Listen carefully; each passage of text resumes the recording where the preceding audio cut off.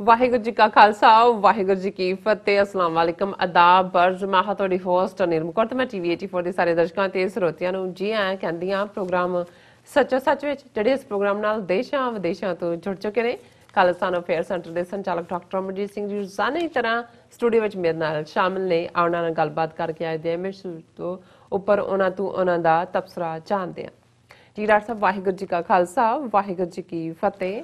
हाँ जी नीलम कौर जी ਤੁਹਾਨੂੰ ਵੀ ਤੇ ਦੁਨੀਆ ਭਰ ਚ ਬੈਠੇ ਸਾਡੇ ਬਹੁਤ ਹੀ ਪਿਆਰੇ ਸੋਹਣੇ ਸਿਆਣੇ ਸੁਨੱਖੇ ਟੀਵੀ 84 ਦੇ ਦਰਸ਼ਕਾਂ ਨੂੰ ਵੀ ਵਾਹਿਗੁਰੂ ਜੀ ਕਾ ਖਾਲਸਾ ਵਾਹਿਗੁਰੂ ਜੀ ਕੀ ਫਤਿਹ ਤੇ ਸਾਡੇ ਬਹੁਤ ਹੀ ਪਿਆਰੇ ਮੁਸਲਮਾਨ ਭੈਣਾਂ ਭਰਾਵਾਂ ਨੂੰ ਅਸਲਾਮ ਵਾਲੇਕਮ ਜੀ ਰਾਜ ਸਾਹਿਬ ਜੀ ਆਇਆਂ ਨੂੰ ਪ੍ਰੋਗਰਾਮ ਸੱਚੋ ਸੱਚ ਵਿੱਚ ਬਹੁਤ ਸ਼ੁਕਰੀਆ ਜੀ ਰਾਜ ਸਾਹਿਬ। ਅੱਜ 3 ਨਵੰਬਰ 2020 ਤੱਕ ਨਾਨਕ ਸ਼ਾਹੀ ਸੰਮਤ 552 ਦਾ ਦਿਨ ਹੈ ਤੇ ਰਾਜ ਸਾਹਿਬ ਪ੍ਰੋਗਰਾਮ ਸ਼ੁਰੂ ਕਰਨ ਤੋਂ ਪਹਿਲਾਂ ਅਸੀਂ ਆਪਣੇ ਦਰਸ਼ਕਾਂ ਤੇ ਸਰੋਤਿਆਂ ਨੂੰ ਹਮੇਸ਼ਾ ਤਰ੍ਹਾਂ ਦੱਸਿਓ ਵਿਊਅਰਸ ਜੇ ਤੁਸੀਂ ਹੱਕ ਸੱਚ ਇਨਸਾਫ ਤੇ ਪੈਰਾ ਦਿਨ ਦਾ ਇੱਕੋ ਇੱਕ ਚੈਨਲ ਟੀਵੀ 84 ਨੂੰ ਦੇਖਣਾ ਚਾਹੁੰਦੇ ਹੋ ਤਾਂ ਤੁਸੀਂ ਦੇਖ ਸਕਦੇ spectrum cable RCN cable, Bell Fabricon in Canada, Roku, Jadoo Box, Shava, Facebook TV 84 the app ਰਾਹੀਂ online streaming and IP box ਤੇ ਤੁਸੀਂ TV 84 ਨੂੰ ਦੇਖ ਸਕਦੇ ਹੋ। ਵਿਊਅਰਸ ਜੇ ਤੁਸੀਂ TV 84 ਨਾਲ ਜਾਂ ਪ੍ਰੋਗਰਾਮ ਸੱਚੋ ਸੱਚ ਨਾਲ Facebook ਰਾਹੀਂ ਜੁੜੇ ਹੋ ਤਾਂ ਇਸ ਨੂੰ ਵੱਧ ਤੋਂ ਵੱਧ ਲਾਈਕ ਕਰੋ ਤੇ ਸ਼ੇਅਰ ਕਰੋ ਅਤੇ ਨਾਲ ਹੀ YouTube ਤੇ ਸਬਸਕ੍ਰਾਈਬ ਕਰੋ। ਇਹ ਵੀ ਦੱਸ ਦਿਓ ਕਿ ਤੁਸੀਂ TV 84 ਦੀ ਐਪ ਨੂੰ ਐਂਡਰੋਇਡ ਐਂਡ ਐਪ ਸਟੋਰ ਤੇ ਡਾਊਨਲੋਡ ਕਰਕੇ ਜੋ TV 84 ਦੀ ਲਾਈਵ ਸਟ੍ਰੀਮ ਹੈ ਉਸ ਨੂੰ ਤੁਸੀਂ 24 ਆਰਜ਼ ਦੇਖ ਸਕਦੇ ਹੋ। ਵਿਊਅਰਸ ਹੁਣ ਅਸੀਂ ਆਪਣੇ ਪ੍ਰੋਗਰਾਮ ਦੀ ਸ਼ੁਰੂਆਤ ਕਰਾਂਗੇ ਅੱਜ ਦੇ ਪਹਿਲੇ ਅਹਿਮ ਇਸ਼ੂ ਦੇ ਨਾਲ ਕਿ ਕਿਸ ਤਰ੍ਹਾਂ ਅੱਜ 3 ਨਵੰਬਰ ਦਾ ਜਿਹੜਾ ਦਿਨ ਹੈ ਸਿਰਫ ਅਮਰੀਕਾ ਵਾਸੀਆਂ ਲਈ ਨਹੀਂ ਸਗੋਂ ਕੁੱਲ ਦੁਨੀਆ ਲਈ ਅਹਿਮੀਅਤ ਵਾਲਾ ਜਿਹੜਾ ਇਹ ਦਿਨ ਹੈ। ਅਮਰੀਕਾ ਵਿੱਚ ਅੱਜ ਦਾ ਦਿਨ ਪ੍ਰੈਜ਼ੀਡੈਂਟ ਦੀ ਜਿਹੜੀ ਚੋਣ ਲਈ ਫਾਈਨਲ VOTING ਡੇ ਹੈ ਔਰ ਹਾਲਾਂਕਿ 10 ਕਰੋੜ ਦੇ ਲਗਭਗ ਅਮਰੀਕਨ ਲੋਕਾਂ ਨੇ ਡਾਕ ਰਾਹੀਂ ਜਿਹੜੀਆਂ ਵੋਟਾਂ ਨੇ ਉਹ ਪਾ ਦਿੱਤੀਆਂ ਹੋਈਆਂ ਨੇ ਔਰ ਅੱਜ ਦੀ ਚੋਣ ਦੇ ਵਿੱਚ ਕਾਂਗਰਸ ਸੈਨੇਟ ਅਤੇ ਜਿਹੜੇ ਲੋਕਲ ਕੌਂਸਲਾਂ ਲਈ ਵੀ ਅਮਰੀਕਾ ਭਰ ਵਿੱਚ ਜਿਹੜੀਆਂ ਨੇ ਉਹ ਵੋਟਾਂ ਪੈ ਰਹੀਆਂ ਨੇ। ਸੋ ਇਸ ਵਿਸ਼ੇ ਤੇ ਆਪਾਂ ਵੇਰਵੇ ਨਾਲ ਗੱਲਬਾਤ ਕਰਾਂਗੇ ਕਿ ਜਿਹੜਾ ਨੇੜਲਾ ਜਿਹੜਾ ਆਪਣਾ ਸਾਰਿਆਂ ਦਾ ਭਵਿੱਖ ਹੈ ਇਸ ਦੇ ਵਿੱਚ ਆਪਾਂ ਜਿੱਦਾਂ ਅਮਰੀਕਨ ਵਾਸੀ ਆਪਾਂ ਰਹਿ ਰਹੇ ਹਾਂ ਸੋ ਉਹਨਾਂ ਦੇ ਜਿਹੜੇ ਆ VOTING ਜਿਹੜਾ ਹੋਏਗੀ ਸਿਸਟਮ ਜੋ ਵੀ ਹੈਗਾ ਜਿਹੜੇ ਵੀ ਪ੍ਰੈਜ਼ੀਡੈਂਟ ਚੁਣੇ ਜਾਣਗੇ ਸੋ ਉਸ ਦੇ ਉੱਪਰ ਸਾਡੇ ਉੱਪਰ ਕੀ ਅਸਰ ਪਵੇਗਾ ਸੋ ਇਸ ਦੇ ਬਾਰੇ ਆਪਾਂ ਵਿਚਾਰ ਚਰਚਾ ਕਰਨ ਜਾ ਰਹੇ ਹਾਂ। ਸੋ ਅਸੀਂ ਚਾਹਾਂਗੇ ਕਿ ਤੁਸੀਂ ਸਾਡੇ ਨਾਲ ਇਸੇ ਤਰ੍ਹਾਂ ਹੀ ਬਣੇ ਰਹਿਣਾ ਦੇਖਣ ਸੁਣ ਲਈ ਤੁਹਾਡਾ ਸਭ ਦਾ ਬਹੁਤ ਬਹੁਤ ਸ਼ੁਕਰੀਆ ਜੀ। ਡਾਕਟਰ ਸਾਹਿਬ ਕੀ ਕਹਿਣਾ ਚਾਹੋਗੇ? ਦੇਖੋ ਬੇਸ਼ੱਕ ਅਮਰੀਕਾ ਇਮੀਗ੍ਰੈਂਟਸ ਦਾ ਮੁਲਕ ਹੈ ਇੱਕੋ ਇੱਕ ਸ਼ਾਇਦ ਦੁਨੀਆ ਦਾ ਇਹ ਐਸਾ ਮੁਲਕ ਹੈ ਜਿਸ ਨੂੰ ਬਾਹਰੋਂ ਆਉਣ ਵਾਲਿਆਂ ਨੇ ਬਣਾਇਆ ਵਸਾਇਆ। ਇਹ ਇੱਕ ਵੱਖਰੀ ਕਹਾਣੀ ਹੈ ਕਿ ਜਿਹੜੇ ਇੱਥੋਂ ਦੇ ਮੂਲ ਨਿਵਾਸੀ ਸਨ ਜਿਹੜੇ ਇੱਥੋਂ ਜਿਨ੍ਹਾਂ ਨੂੰ ਅੱਜ ਨੇਟਿਵ ਅਮਰੀਕਨਸ ਕਿਹਾ ਜਾਂਦਾ ਹੈ ਜਾਂ ਕੋਲੰਬਸ ਨੇ ਜਿਨ੍ਹਾਂ ਨੂੰ ਰੈੱਡ ਇੰਡੀਅਨਸ ਕਿਹਾ ਸੀ ਉਹਨਾਂ ਦਾ ਜਿਹੜੇ ਆਉਣ ਵਾਲੇ ਪਿਲਗ੍ਰਿਮ ਸੀ ਔਰ ਦੂਸਰੇ ਉਹਨਾਂ ਨੇ ਕੀ ਹਸ਼ਰ ਕੀਤਾ ਇਹ ਵੱਖਰੀ ਕਹਾਣੀ ਹੈ। ਪਰ ਅਮਰੀਕਾ ਬਾਰੇ ਕੋਈ ਇਹ ਜਿਹੜਾ ਕਲੇਮ ਨਹੀਂ ਕਰ ਸਕਦਾ। ਫਰਾਂਸ ਵਾਲਾ ਤਾਂ ਕਹੇਗਾ ਕਿ this is my country I am French. Britisher England ਬਾਰੇ UK ਬਾਰੇ ਕਹੇਗਾ this is my country. Spain ਪੁਰਤਗਾਲ ਪਰ ਅਮਰੀਕਾ ਦੇ ਵਿੱਚ ਜਿਹੜਾ ਅਮਰੀਕਾ ਹੈ ਉਹ ਅਸਲ 'ਚ ਲੈਂਡ ਆਫ ਇਮੀਗ੍ਰੈਂਟਸ ਹੈ ਜਾਂ ਕੰਟਰੀ ਆਫ ਇਮੀਗ੍ਰੈਂਟਸ ਹੈ। ਔਰ ਇਸ 'ਚ ਵੀ ਕੋਈ ਸ਼ੱਕ ਨਹੀਂ ਹੈ ਕਿ ਬੇਸ਼ੱਕ ਯੂਰਪ 'ਚੋਂ ਹੀ ਆਏ ਲੋਕ ਜਿਨ੍ਹਾਂ ਨੇ ਮੁੱਢਲੇ ਤੌਰ 'ਤੇ ਇਸ ਮੁਲਕ ਦੇ ਉੱਤੇ ਆਪਣਾ ਜਿਹੜਾ ਹੈ ਉਹ ਅਧਿਕਾਰ ਜਮਾਇਆ ਹੱਕ ਜਮਾਇਆ ਲੇਕਿਨ ਇੱਕ ਪੀਰੀਅਡ ਉਹ ਵੀ ਆਇਆ ਕਿ ਜਿੱਥੇ ਫਿਰ ਉੱਥੋਂ ਆਉਣ ਵਾਲੇ ਔਰ ਇੱਥੇ ਜਿਹੜੇ ਲੰਬਾ ਵਕਤ ਵਸ ਗਏ ਸੀ ਉਹਨਾਂ ਦੇ ਵਿੱਚ ਟਕਰਾਅ ਹੋਇਆ ਕਿ ਭਾਈ ਅਸੀਂ ਤੁਹਾਡੀ ਗੁਲਾਮੀ ਨਹੀਂ ਕਬੂਲਣੀ ਜਿਹਨੂੰ ਅਸੀਂ ਰੈਵੋਲੂਸ਼ਨਰੀ ਵਾਰ ਕਹਿੰਦੇ ਔਰ ਲਗਭਗ 5 ਸਾਲ ਚੱਲੀ ਹੈ ਜਿਹੜੀ ਰੈਵੋਲੂਸ਼ਨਰੀ ਵਾਰ ਸੀ ਜਿਸ ਤੋਂ ਬਾਅਦ ਅਮਰੀਕਾ ਦੀ ਇੱਕ ਨਵੀਂ ਸ਼ਕਲ ਬਣਨੀ ਸ਼ੁਰੂ ਹੋਈ। ਉਹ ਅਮਰੀਕਾ ਦੀ ਹਿਸਟਰੀ ਦਾ ਇੱਕ ਗੋਲਡਨ ਚੈਪਟਰ ਮੰਨਿਆ ਜਾਂਦਾ ਹੈ ਔਰ ਉਹਦੇ ਚੋਂ ਹੀ ਅਸੀਂ ਡੈਕਲੇਰੇਸ਼ਨ ਆਫ ਇੰਡੀਪੈਂਡੈਂਸ ਜਿਹੜੀ 4 ਜੁਲਾਈ 1776 ਨੂੰ ਟਾਮਸ ਜੈਫਰਸਨ ਨੇ ਪੈਨਸਿਲਵੇਨੀਆ ਦੇ ਸ਼ਹਿਰ ਫਿਲਾਡੈਲਫੀਆ ਦੇ ਵਿੱਚ ਜਿਹੜੀ ਅਸੈਂਬਲੀ ਦੇ ਵਿੱਚ 13 ਸਟੇਟਾਂ ਦੇ ਨੁਮਾਇੰਦੇ ਜਿੱਥੇ ਇਕੱਠੇ ਹੋਏ ਉਸ ਦੇ ਵਿੱਚ ਉਸ ਡੈਕਲੇਰੇਸ਼ਨ ਦੇ ਨਾਲ ਫਿਊਚਰ ਦਾ ਡ੍ਰੀਮ ਦਿੱਤਾ। ਅੱਜ ਇਹਨੂੰ ਦੁਨੀਆ 'ਚ ਅਮਰੀਕਨ ਡ੍ਰੀਮ ਕਿਹਾ ਜਾਂਦਾ ਹੈ। ਅਸਲ 'ਚ ਇਹ ਉਸ ਡੈਕਲੇਰੇਸ਼ਨ ਆਫ ਇੰਡੀਪੈਂਡੈਂਸ ਨੇ ਉਹਦਾ ਬੇਸ ਰੱਖਿਆ। ਹਾਲਾਂ ਉਹ ਡੈਕਲੇਰੇਸ਼ਨ ਕਰਨ ਵਾਲੇ ਜਾਣਦੇ ਸੀ ਕਿ ਅਸੀਂ ਬਹੁਤ ਇੱਕ ਛੋਟੀ ਤਾਕਤ ਹੈ ਔਰ ਅਸੀਂ ਬ੍ਰਿਟਿਸ਼ ਸਾਮਰਾਜ ਨੂੰ ਵੰਗਾਰ ਰਹੇ ਹਾਂ ਜਿਨ੍ਹਾਂ ਨੇ ਇਸ ਨੂੰ ਕਾਲੋਨੀ ਬਣਾਇਆ ਹੋਇਆ ਸੀ ਜੋ ਮਰਜ਼ੀ ਟੈਕਸ ਲਾ ਦਿੰਦੇ ਸੀ ਔਰ ਜਿਹੜੀ ਸ਼ੁਰੂਆਤ ਵੀ ਹੁੰਦੀ ਹੈ ਰੈਵੋਲੂਸ਼ਨ ਦੀ, ਜਿਹਨੂੰ ਬੋਸਟਨਸ ਟੀ ਪਾਰਟੀ ਕਹਿੰਦੇ ਨੇ, ਕਿ ਕਿਵੇਂ ਜਿਹੜੇ ਇੱਥੋਂ ਵਾਲੇ ਨੇ ਉਹਨਾਂ ਨੇ ਉਹ ਚਾਹ ਦੇ ਵੱਡੇ ਵੱਡੇ ਜਿਹੜੀਆਂ ਪੇਟੀਆਂ ਸਮੁੰਦਰ ਦੇ ਵਿੱਚ ਬੋਸਟਨ ਦੇ ਵਿੱਚ ਸੁੱਟੀਆਂ, ਕਿਉਂਕਿ ਉਹਨਾਂ ਦੇ ਉੱਤੇ ਵਾਧੂ ਟੈਕਸ ਲਾਇਆ ਜਾ ਰਿਹਾ ਸੀ। ਔਰ ਇਹ ਇੱਕ 5 ਸਾਲ ਦੀ ਫਿਰ ਲਗਭਗ ਉਹ ਜੰਗ ਜਿਸ ਚੋਂ ਅਮਰੀਕਾ ਜਿੱਤਿਆ। ਔਰ ਇਹਦੇ ਵਿੱਚ ਵੀ ਕੋਈ ਸ਼ੱਕ ਨਹੀਂ ਹੈ ਕਿ ਜਿਵੇਂ ਅੱਜ ਅਸੀਂ ਆਪਣੀ ਖਾਲਿਸਤਾਨ ਦੀ ਆਜ਼ਾਦੀ ਦੀ ਲੜਾਈ ਲੜ ਰਹੇ ਹਾਂ, ਜਾਂ ਸਾਡੇ ਕਸ਼ਮੀਰੀ ਭੈਣ ਭਰਾ ਆਪਣੀ ਲਿਬਰੇਸ਼ਨ ਲਈ ਲੜ ਰਹੇ ਨੇ, ਅਪਸ ਐਂਡ ਡਾਊਨਸ ਹੁੰਦੇ ਨੇ। ਉਸ ਪੀਰੀਅਡ 'ਚ ਵੀ ਉਹ ਅਪਸ ਐਂਡ ਡਾਊਨਸ ਸੀ। ਇੱਕ ਪੀਰੀਅਡ ਐਸਾ ਆਇਆ ਕਿ ਵੱਡੀ ਗਿਣਤੀ ਦੇ ਵਿੱਚ ਅਮਰੀਕਨ ਜਿਹੜੇ ਗੋਰੇ ਸਨ ਉਹਨਾਂ ਦੇ ਵਿੱਚ ਇਹ ਆਇਆ ਕਿ ਵੀ ਅਸੀਂ ਕਿੱਥੇ ਪੰਗਾ ਲੈ ਲਿਆ, ਕਿੰਨੀ ਵੱਡੀ ਤਾਕਤ, ਔਰ ਅਸੀਂ ਹਾਰ ਰਹੇ ਹਾਂ। ਕਿਉਂਕਿ ਉਹਦੇ 'ਚੋਂ ਲੂਜ਼ਿੰਗ ਮੋਮੈਂਟਸ ਦੇ ਵਿੱਚ ਜਦੋਂ ਅਸੀਂ ਲੂਜ਼ ਕਰ ਰਹੇ ਹੁੰਦੇ ਹੋ, ਬਹੁਤ ਵਾਰ ਇਹ ਲੱਗਦਾ ਹੈ ਕਿ ਭਾਈ ਅਸੀਂ ਕਿਉਂ ਇਹ ਜਿਹੜੀ ਹੈ ਗੱਲ ਸਹੇੜੀ ਜਾਂ ਇਸ ਨੂੰ ਕਿਉਂ ਚੈਲੰਜ ਕੀਤਾ। ਉਹ ਪੀਰੀਅਡ ਸੀ ਜਦੋਂ ਕਿ ਮਿਸਟਰ ਪੇਨ ਨੇ ਇੱਕ ਕਿਤਾਬ 'ਚ ਕਾਮਨ ਸੈਂਸ ਲਿਖਿਆ, ਜਿਸ ਨੂੰ ਅਕਸਰ ਮੈਂ ਕੋਟ ਕਰਦਾ ਹਾਂ ਕਿ ਵੀ ਇਹ dark days try the soul of man, ਕਿ ਜਦੋਂ ਹਨੇਰੇ ਦਿਨ ਆਉਂਦੇ ਨੇ, ਟਫ ਦਿਨ ਆਉਂਦੇ ਨੇ, ਉਹ ਪਰਖ ਹੁੰਦੀ ਹੈ ਰੂਹਾਂ ਦੀ। ਔਰ ਜਿਹੜੀਆਂ ਬਹਾਦਰ ਰੂਹਾਂ ਨੇ ਉਹ ਜਿੱਤਦੀਆਂ ਨੇ, ਔਰ ਜਿਹੜੇ ਸਨਸ਼ਾਈਨ ਪੈਟਰੀਓਟ ਹੁੰਦੇ ਨੇ, ਧੁੱਪ ਚੜੀ ਤੇ ਦੇਸ਼ ਭਗਤ ਬਣੇ ਹੋਏ, ਉਹ ਭੱਜ ਜਾਂਦੇ ਨੇ। ਔਰ ਅਸੀਂ ਦੇਖਦੇ ਹਾਂ ਕਿ ਇਵੈਂਚੁਅਲੀ ਜਿਹੜੀ ਹੈ ਇੱਕ ਕਨਵਿੰਸਿੰਗ ਵਿਕਟਰੀ ਜਾਰਜ ਵਾਸ਼ਿੰਗਟਨ ਦੀ ਕਮਾਂਡ ਥੱਲੇ ਅਮਰੀਕਾ ਨੂੰ ਹੋਈ। ਔਰ ਅਗਲੇ 13-14 ਸਾਲ ਬਾਅਦ ਉਹੀ ਅਮਰੀਕਾ ਇੱਕ ਕਨਸਟੀਟਿਊਸ਼ਨਲ ਐਂਟੀਟੀ ਬਣਿਆ, ਉਸ ਦਾ ਕਨਸਟੀਟਿਊਸ਼ਨ ਲਿਖਿਆ ਗਿਆ ਹੈ। ਔਰ ਉਸ ਕਨਸਟੀਟਿਊਸ਼ਨ ਦੀਆਂ ਜੜ੍ਹਾਂ ਵੀ ਉਸ ਡੈਕਲੇਰੇਸ਼ਨ ਆਫ ਇੰਡੀਪੈਂਡੈਂਸ ਦੇ ਵਿੱਚ ਸੀ, ਜਿਹਦਾ ਬੇਸ ਸੀ ਕਿ ਰੱਬ ਨੇ ਸਾਨੂੰ ਬਰਾਬਰ ਬਣਾਇਆ, ਇਕੁਆਲਿਟੀ, ਲਿਬਰਟੀ, ਜਸਟਿਸ। ਇਹ ਸਾਰੀਆਂ ਚੀਜ਼ਾਂ ਅੱਜ ਵੀ, ਕਿਉਂਕਿ ਅੱਜ ਜਦੋਂ ਅਸੀਂ 3 ਨਵੰਬਰ ਨੂੰ ਅਮਰੀਕਾ ਦੀ ਕੱਲੀ ਪ੍ਰੈਜ਼ੀਡੈਂਸ਼ੀਅਲ ਰੇਸ ਹੀ ਨਹੀਂ, ਕਿਉਂਕਿ ਇਸ ਵਾਰ ਇੰਨੀ ਸੁਸਾਇਟੀ ਪੋਲਰਾਈਜ਼ ਹੋਈ ਹੈ ਕਿ ਸਾਰਾ ਧਿਆਨ ਬਾਈਡਨ ਵਰਸਸ ਟਰੰਪ ਦੇ ਉੱਤੇ ਹੀ ਫੋਕਸਡ ਹੈ। ਔਰ ਇਹ ਸਾਨੂੰ ਭੁੱਲ ਗਿਆ ਕਿ ਵੀ ਅਮਰੀਕਾ ਦੇ ਵਿੱਚ ਇੱਕ ਬੈਲੈਂਸ ਆਫ ਪਾਵਰਸ ਵੀ ਹੈ, ਲੋਕਾਂ ਦੀ ਨੁਮਾਇੰਦਗੀ। ਇਹ ਠੀਕ ਹੈ ਕਿ ਪ੍ਰੈਜ਼ੀਡੈਂਟ ਸਭ ਤੋਂ ਪਾਵਰਫੁਲ ਐਂਟੀਟੀ ਹੈ, ਪਰ ਜਿਹੜੀ ਲੋਕਾਂ ਦੀ ਨੁਮਾਇੰਦਗੀ ਕਰਨ ਵਾਲੇ ਹਾਊਸਿਸ ਨੇ, Congress, house of representatives, senate, ਉਹਨਾਂ ਦੀਆਂ ਵੀ ਚੋਣਾਂ ਨੇ। ਕਿਉਂਕਿ ਅਮਰੀਕਾ ਦੇ ਵਿੱਚ ਕਾਂਗਰਸਮੈਨ ਦੀ ਟਰਮ ਸਿਰਫ 2 ਸਾਲ ਹੁੰਦੀ ਹੈ ਔਰ ਸੈਨੇਟਰ ਦੀ 6 ਸਾਲ ਹੁੰਦੀ ਹੈ। ਆਲਮੋਸਟ 1/3 ਜਿਹੜੇ ਕਾਂਗਰਸਮੈਨ ਹੁੰਦੇ ਨੇ ਐਵਰੀ 2 ਇਅਰਸ ਉਹਨਾਂ ਦੀ ਚੋਣ ਹੁੰਦੀ ਹੈ। ਔਰ ਇਸ ਵਾਰ ਆਲਰੇਡੀ ਬੇਸ਼ੱਕ ਕਾਂਗਰਸ ਦੇ ਵਿੱਚ ਡੈਮੋਕ੍ਰੇਟਾਂ ਦੀ ਮੈਜੋਰਿਟੀ ਹੈ ਪਹਿਲਾਂ ਵੀ, ਲੇਕਿਨ ਇਸ ਵਾਰ ਜਿਹੜੀਆਂ ਅੱਜ ਵੋਟਾਂ ਪਈਆਂ ਨੇ ਉਹ ਆਸ ਕਰਦੇ ਨੇ ਕਿ 10-12 ਸੀਟਾਂ ਉਹ ਹੋਰ ਗ੍ਰੈਬ ਕਰਨਗੇ ਰਿਪਬਲਿਕਨਸ ਤੋਂ ਕਾਂਗਰਸ ਦੇ ਵਿੱਚ, ਤਾਂ ਕਿ ਉਹਨਾਂ ਦੀ ਹੋਰ ਸੋਲਿਡ ਮੈਜੋਰਿਟੀ ਹੋਏ। ਇਸੇ ਤਰ੍ਹਾਂ ਸੈਨੇਟ ਜਿਵੇਂ ਅਸੀਂ ਦੇਖਿਆ ਕਿ ਵੀ ਇਹ ਸਾਡੇ ਉੱਥੋਂ ਦੀ ਰਾਜ ਸਭਾ ਵਾਂਗ ਨਹੀਂ ਹੈ ਕਿ ਜਿੱਥੇ ਚਿੱਟੇ ਹਾਥੀ ਬਿਠਾਏ ਹੁੰਦੇ ਨੇ ਔਰ ਜਿਹੜੇ ਚੋਣਾਂ ਹਾਰ ਜਾਂਦੇ ਨੇ ਲੋਕ ਸਭਾ ਦੀਆਂ ਜਾਂ ਵਿਧਾਨ ਸਭਾ ਦੀਆਂ, ਉਹਨਾਂ ਨੂੰ ਫਿਰ ਉਹਨਾਂ ਦੀ ਪਾਰਟੀ ਫੇਵਰ ਕਰਕੇ ਰਾਜ ਸਭਾ 'ਚ ਲਿਆ ਕੇ ਬਿਠਾ ਦਿੰਦੀ ਹੈ। ਟਰਮ ਉਹਨਾਂ ਦੇ ਵੀ 6 ਸਾਲ ਹੈ, ਲੇਕਿਨ ਉਹ ਚਿੱਟੇ ਹਾਥੀ ਨੇ, ਉਹਨਾਂ ਦੇ ਕੋਲ ਕੁਝ ਨਹੀਂ ਹੈ। ਔਰ ਅਸੀਂ ਦੇਖਿਆ ਕਿ ਕਿਸਾਨਾਂ ਨਾਲ ਸੰਬੰਧਿਤ ਜਿਹੜੇ 3 ਬਿੱਲ ਸੀ, ਕਿਵੇਂ ਰਾਜ ਸਭਾ ਦੇ ਵਿੱਚ ਉਹਨਾਂ ਨੇ ਪਾਸ ਕਰਾਉਣ ਦੀ ਲਾਈਨ ਰੱਖੀ। ਜਿਹੜਾ ਉਹਨਾਂ ਦਾ ਰਾਜ ਸਭਾ ਦਾ ਚੇਅਰਮੈਨ ਹੈ ਉਹ ਰੂਲਿੰਗ ਪਾਰਟੀ ਦਾ ਹੈ, ਔਰ ਉਹਨੇ ਨਾ ਵੋਟਿੰਗ ਕਰਾਉਣ ਦਿੱਤੀ ਔਰ ਨਾ ਕੋਈ ਹੋਰ ਹੋ ਹੱਲੇ ਦੇ ਵਿੱਚ ਹੀ ਉਹਨੂੰ ਗਵਾ ਦਿੱਤਾ।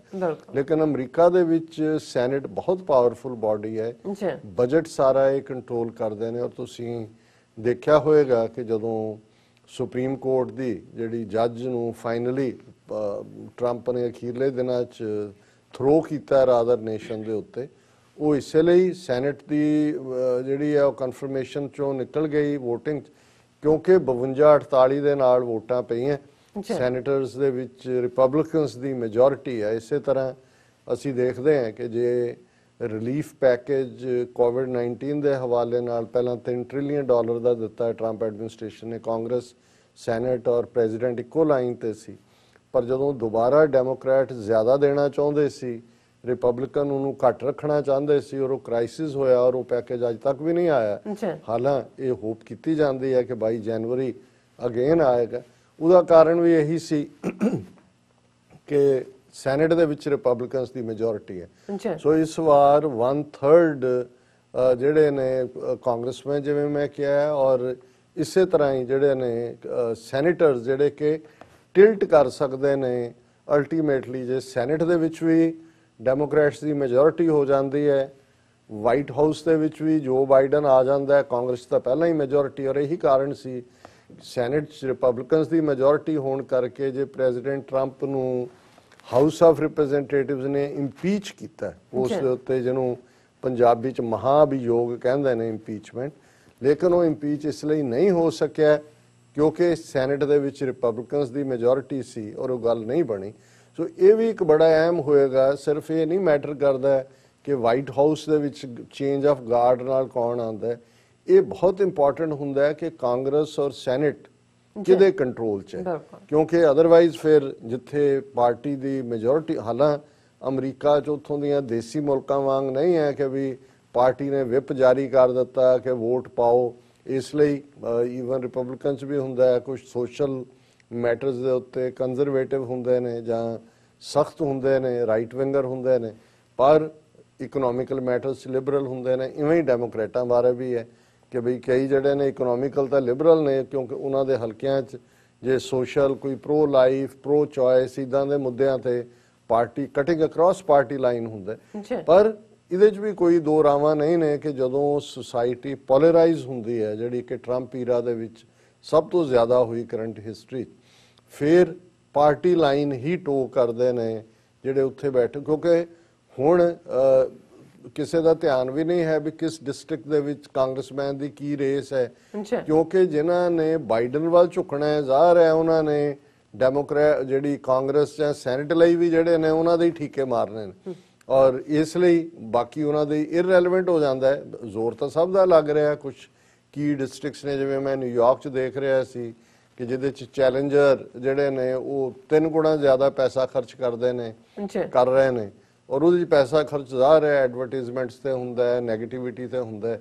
ਉਹ ਜਿਹੜਾ ਹੋ ਹੱਲਾ ਹੈ ਜਿਹਨੂੰ ਅਸੀਂ ਹਿਊ ਐਂਡ ਕਰਾਈ ਕਿਹਾ ਆਪਣੇ ਟਾਈਟਲ ਦੇ ਵਿੱਚ, ਉਹ ਤੁਹਾਨੂੰ ਇੱਥੇ ਵੀ ਦੇਖਣ 'ਚ ਮਿਲਦਾ ਹੈ। ਵੱਖਰੀ ਗੱਲ ਹੈ ਵੀ ਇੱਥੇ ਕੋਈ ਉਹ ਧੂਤਾ ਲਾ ਕੇ ਜੀਪ ਦੇ ਉੱਤੇ ਕੋਈ ਗਲੀਆਂ ਮਹੱਲਿਆਂ ਦੇ ਵਿੱਚ ਕੋਈ ਜਿੰਦਾਬਾਦ ਮੁਰਦਾਬਾਦ ਨਹੀਂ ਕਰਦਾ, ਪਰ ਤੁਸੀਂ ਟੀਵੀ 'ਚ ਔਨ ਕਰੋ, ਦੂਜਾ ਕਰੋ, ਜਿਹੜੀਆਂ ਐਡਸ ਚੱਲ ਰਹੀਆਂ ਹੁੰਦੀਆਂ ਨੇ ਸੋਸ਼ਲ ਮੀਡੀਆ ਤੇ ਹੈ, ਡਿਬੇਟਸ ਹੈ, 1 to 1 ਹੈ, ਔਰ ਇਹੀ ਨਹੀਂ ਹੌਕਸ ਵੀ ਹੁੰਦੇ ਨੇ। ਜਿਵੇਂ ਹੁਣ ਇਹ ਇੱਕ ਜਨਰਲ ਜਿਹਾ ਪ੍ਰਿੰਸੀਪਲ ਹੈ ਕਿ ਜਦੋਂ ਜ਼ਿਆਦਾ ਵੋਟਰ ਟਰਨ ਆਊਟ ਹੋਏ, ਜ਼ਿਆਦਾ ਵੋਟਾਂ ਪੈਣ, ਤੇ ਉਹਦਾ ਫਾਇਦਾ ਡੈਮੋਕ੍ਰੇਟਾਂ ਨੂੰ ਹੁੰਦਾ ਹੈ।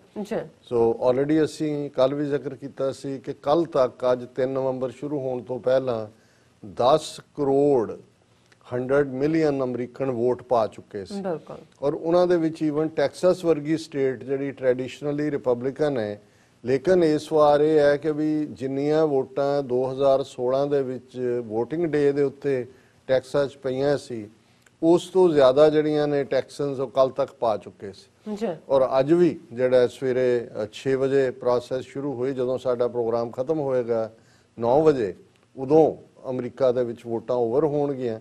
ਹਾਲਾਂਕਿ 6 ਦੇ ਕਰੀਬ ਸਟੇਟਾਂ ਦੇ ਵਿੱਚ ਜਿਹੜਾ ਆਲਰੇਡੀ VOTING ਪ੍ਰੋਸੈਸ ਓਵਰ ਹੋ ਚੁੱਕੀ ਹੈ, ਟਾਈਮ ਲਾਈਨ ਤੇ ਡਿਪੈਂਡ ਕਰਦਾ ਹੈ, ਲੇਕਿਨ ਕੁਝ ਕਿਉਂਕਿ ਜਿਵੇਂ ਕੈਲੀਫੋਰਨੀਆ 3 ਘੰਟੇ ਪਿੱਛੇ ਹੈ ਜਾਂ ਵਾਸ਼ਿੰਗਟਨ ਸਟੇਟ 3 ਘੰਟੇ ਪਿੱਛੇ ਹੈ, ਕਿਤੇ 2 ਘੰਟੇ ਦਾ ਹੈ। ਸੋ ਕੁੱਲ ਮਿਲਾ ਕੇ ਜਿਹੜਾ ਬੜੇ ਜਿਸ ਨੂੰ ਕਹੋ ਕਿ ਜ਼ੋਰ ਸ਼ੋਰ ਦੇ ਨਾਲ ਲੋਕ ਵੋਟਾਂ ਲਈ ਨਿਕਲੇ, ਲੇਕਿਨ ਤੁਸੀਂ ਨੈਗੇਟਿਵਿਟੀ ਦੇਖੋ ਕਿ ਹੁਣ FBI ਕੇ ਵੀ ਅੱਜ ਇਨਵੈਸਟੀਗੇਟ ਕਰ ਰਹੀ ਹੈ ਕਿ ਬਹੁਤ ਸਾਰੇ ਘਰਾਂ ਦੇ ਵਿੱਚ ਕਾਲਾਂ ਗਈਆਂ ਲੋਕਾਂ ਨੂੰ ਕਿ ਜੀ ਸਟੇ ਐਟ ਹੋਮ, ਕਿ ਬਾਹਰ ਬਹੁਤ ਫੀਅਰ ਹੈ ਔਰ ਕੁਝ ਵੀ ਹੋ ਸਕਦਾ, ਸਟੇ ਐਟ ਹੋਮ। ਹੁਣ ਇਹ ਕਿਹਨੇ ਕੀਤਾ? ਜ਼ਾਹਰ ਹੈ ਕਿ ਵੀ ਇਹ ਵੀ ਇੱਕ ਅਟੈਂਪਟ, ਜਦੋਂ ਅਸੀਂ ਕਹਿੰਦੇ ਹਾਂ ਕਿ ਫਾਉਲ ਕੀ ਹੁੰਦੇ ਨੇ ਚੋਣਾਂ 'ਚ, ਇੱਕ ਤਾਂ ਨੈਗੇਟਿਵ ਪ੍ਰਚਾਰ ਹੈ ਜਿਹੜਾ ਅਸੀਂ ਦੇਖਦੇ ਹਾਂ ਪ੍ਰੈਜ਼ੀਡੈਂਸ਼ੀਅਲ ਡਿਬੇਟ ਜਾਂ ਵਾਈਸ ਪ੍ਰੈਜ਼ੀਡੈਂਟ ਡਿਬੇਟਸ ਵੇਲੇ ਦੇਖਿਆ ਕਿ ਹਰ ਕੋਈ ਇਸ਼ੂ ਦੀ ਜਿਹੜੀ ਹੈ ਉਹ ਪੂੰਛ ਫੜਦਾ ਹੈ, ਪੂੰਛ ਤੋਂ ਕਦੋਂ ਤੱਕ ਸਿਰ ਤੱਕ ਹੁੰਦਾ ਹੈ, ਘੁਮਾਉਂਦਾ ਕਿੱਧਰ ਨੂੰ ਹੈ, ਜਦੋਂ ਉਹਨੂੰ ਕਾਊਂਟਰ ਕੀਤਾ ਜਾਂਦਾ ਉਹ ਆਪਣੀ ਗੱਲ ਲਗਾ ਕੇ ਦੂਜੇ ਤੇ ਅਟੈਕ ਕਰਦਾ। ਇਹ ਤਾਂ ਫੜੀ ਜਾਂਦੀ ਹੈ ਲਾਈਨ ਵੀ ਕੌਣ ਕੀ ਹੈ, ਲੇਕਿਨ ਇੱਕ ਗੱਲ ਜ਼ਾਹਰ ਹੈ ਕਿ ਡੈਮੋਕ੍ਰੇਸੀ ਜਾਂ ਲੋਕਤੰਤਰ ਜਾਂ ਜਮਹੂਰੀਅਤ ਜਿਹਦਾ ਬੇਸ ਇਸ ਗੱਲ ਦੇ ਉੱਤੇ ਸੀ, ਜਿਸ ਨੂੰ 3 ਲਫ਼ਜ਼ਾਂ ਦੇ ਵਿੱਚ ਅਬਰਾਹਮ ਲਿੰਕਨ, ਜਿਹਨੇ ਅਮਰੀਕਾ ਜਦੋਂ ਅਸੀਂ ਇੱਕ ਰੈਵੋਲੂਸ਼ਨਰੀ ਵਾਰ ਦੀ ਗੱਲ ਕੀਤੀ ਜਿਹੜੀ 1776 ਤੋਂ 1780-81 ਤੱਕ ਚੱਲਦੀ ਹੈ ਉਸ ਪੀਰੀਅਡ 'ਚ, ਔਰ ਇੱਕ ਦੂਸਰੀ ਜਿਹੜੀ ਸਿਵਲ ਵਾਰ ਅਮਰੀਕਾ ਦੇ ਵਿੱਚ ਸਲੇਵਰੀ ਦੇ ਇਸ਼ੂ ਤੇ ਹੋਈ, ਅੱਛਾ ਜਿਹੜੀ 1860ਵਿਆਂ ਦੇ ਵਿੱਚ ਹੁੰਦੀ ਹੈ। ਭਰਾ ਭਰਾ ਦੇ ਖਿਲਾਫ ਹੈ, ਨਾਰਥ ਔਰ ਸਾਊਥ ਦੋਨੋਂ ਅਮਰੀਕਾ 'ਚ ਵੰਡੇ ਜਾਂਦੇ ਨੇ ਔਰ 4-5 ਸਾਲ ਉਹ ਜੰਗ ਹੁੰਦੀ ਹੈ ਔਰ ਉਹਦਾ ਮੁੱਖ ਵਿਸ਼ਾ ਸੀ ਸਲੇਵਰੀ। ਜਦੋਂ ਕਿ ਸਾਊਥ ਦੀਆਂ ਅਮਰੀਕਾ ਦੀਆਂ ਸਟੇਟਾਂ ਜਿਨ੍ਹਾਂ ਨੂੰ ਬਾਈਬਲ ਬੈਲਟ ਕਿਹਾ ਜਾਂਦਾ ਹੈ, ਅੱਜ ਵੀ ਉਹ ਟ੍ਰੈਡੀਸ਼ਨਲੀ ਰਿਪਬਲਿਕਨ ਨੇ। ਆਰਕੈਂਸਸ ਤੋਂ ਸ਼ੁਰੂ ਹੋ ਕੇ ਓਕਲਹੋਮਾ ਔਰ ਉਹ ਸਾਰਾ ਜਿਹੜਾ ਹਿੱਸਾ ਹੈ ਸਲੇਵਰੀ, ਉਹ ਗੁਲਾਮ ਰੱਖਣ ਦੇ ਸਿਸਟਮ ਨੂੰ ਜਾਰੀ ਰੱਖਣਾ ਚਾਹੁੰਦੇ ਸੀ, ਕਿਉਂਕਿ ਇੱਕ ਐਗਰੀਕਲਚਰ ਬੇਸਡ ਸਟੇਟ ਸੀ ਔਰ ਉਹਨਾਂ ਨੇ ਮੁੱਲ ਲਿਆਂਦੇ ਹੋਏ ਸੀ। ਉਹਨਾਂ ਦੀਆਂ ਕਈ ਜਨਰੇਸ਼ਨਾਂ ਅਮਰੀਕਾ 'ਚ ਗੁਲਾਮਾਂ ਦੇ ਪੁੱਤਰ ਧੀਆਂ ਵੀ ਅੱਗੋਂ ਗੁਲਾਮ ਹੀ ਹੁੰਦੇ ਸੀ ਮਾਲਕਾਂ ਦੇ। ਸੋ ਇੱਕ ਜਿਹੜੇ ਥੋੜੇ ਬਹੁਤ ਲਿਬਰੇਟਡ ਸੀ, ਜਾਂ ਜਦੋਂ ਇੰਡਸਟਰੀਅਲਾਈਜ਼ ਹੋਣ ਵੱਲ ਗੱਲ ਤੁਰੀ ਔਰ ਉਹਨਾਂ ਨੂੰ ਲੱਗਦਾ ਸੀ ਕਿ ਵੀ ਹੁਣ ਇਹਦੀ ਲੋੜ ਨਹੀਂ ਹੈ, ਸੋ ਉਹ ਜਿਹੜੀ ਸਿਵਲ ਵਾਰ ਅਮਰੀਕਾ 'ਚ ਹੋਈ, ਜਿਸ ਨੂੰ ਫਾਈਨਲੀ ਅਬਰਾਹਿਮ ਲਿੰਕਨ ਦੀ ਕਮਾਂਡ ਦੇ ਥੱਲੇ ਉਹ ਜੰਗ ਜਿੱਤੀ ਗਈ।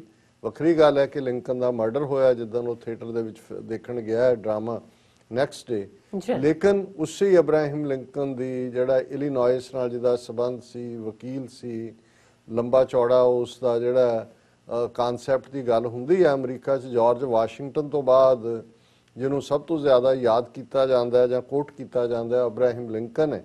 ਔਰ ਉਸ ਦੇ ਇਹ ਲਫ਼ਜ਼ ਨੇ ਕਿ ਜਦੋਂ ਡੈਮੋਕ੍ਰੇਸੀ ਨੂੰ ਉਹਨੇ ਡਿਫਾਈਨ ਕੀਤਾ ਕਿ ਬਈ of the people, by the people, for the people, ਕਿ ਜਮਹੂਰੀਅਤ ਜਿਹੜੀ ਹੈ ਲੋਕਾਂ ਵੱਲੋਂ ਹੈ, ਲੋਕਾਂ ਲਈ ਹੈ ਤੇ ਲੋਕਾਂ ਦੇ ਹੀ ਭਲੇ ਦੇ ਲਈ ਜਿਹੜਾ ਉਹ ਖਲੋਂਦੀ ਹੈ। ਸੋ ਇਹ ਇੱਕ ਮੂਲ ਤੌਰ ਤੇ ਇਹ ਵੱਖਰੀ ਗੱਲ ਹੈ ਕਿ ਜਿਸ ਲੈਵਲ ਦੇ ਉੱਤੇ ਅੱਜ ਇਹ ਜਮਹੂਰੀਅਤ ਨੇ ਸੁਸਾਇਟੀ ਨੂੰ ਪੋਲਰਾਈਜ਼ ਕੀਤਾ ਹੈ। ਮਕਸਦ ਤਾਂ ਇਹੀ ਸੀ ਕਿ ਭਾਈ ਜਿਹੜੇ, ਔਰ ਇਹਦੇ 'ਚ ਇੱਕ ਗੱਲ ਜ਼ਰੂਰ ਹੈ ਜਿਹੜੀ ਜਦੋਂ ਅਸੀਂ ਸਿੱਖੀ ਕਾਨਸੈਪਟ ਦੇ ਹਵਾਲੇ ਨਾਲ ਵੀ ਦੇਖਦੇ ਹਾਂ ਕਿ ਜਿਹਨੂੰ ਇਹ ਕਿਹਾ ਜਾਂਦਾ ਹੈ ਕਿ ਇਹ mind is better than two minds are better than one and certainly three are better than two, ਔਰ ਇਹਦੇ 'ਚੋਂ ਹੀ ਸੀ ਕਿ ਕਲੈਕਟਿਵ ਵਿਜ਼ਡਮ, ਬਿਲਕੁਲ ਸਭ ਦੀ ਸਿਆਣਪ ਦੇ ਨਾਲ ਜਿਹੜੇ ਸਭ ਦੇ ਸਾਂਝੇ ਲਏ ਫੈਸਲੇ ਨੇ ਉਹਨਾਂ ਦੇ ਵਿੱਚ ਜਿਹੜਾ ਫਿਰ ਜਦੋਂ ਇਹ ਕਿਹਾ ਜਾਂਦਾ ਹੈ ਕਿ ਜੀ ਜਨਤਾ ਦੇ ਵਿੱਚ ਹੀ ਰੱਬ ਵਸਦਾ ਹੈ, ਜਾਂ ਜਿਹੜੀ ਖਲਕਤ ਦੀ ਆਵਾਜ਼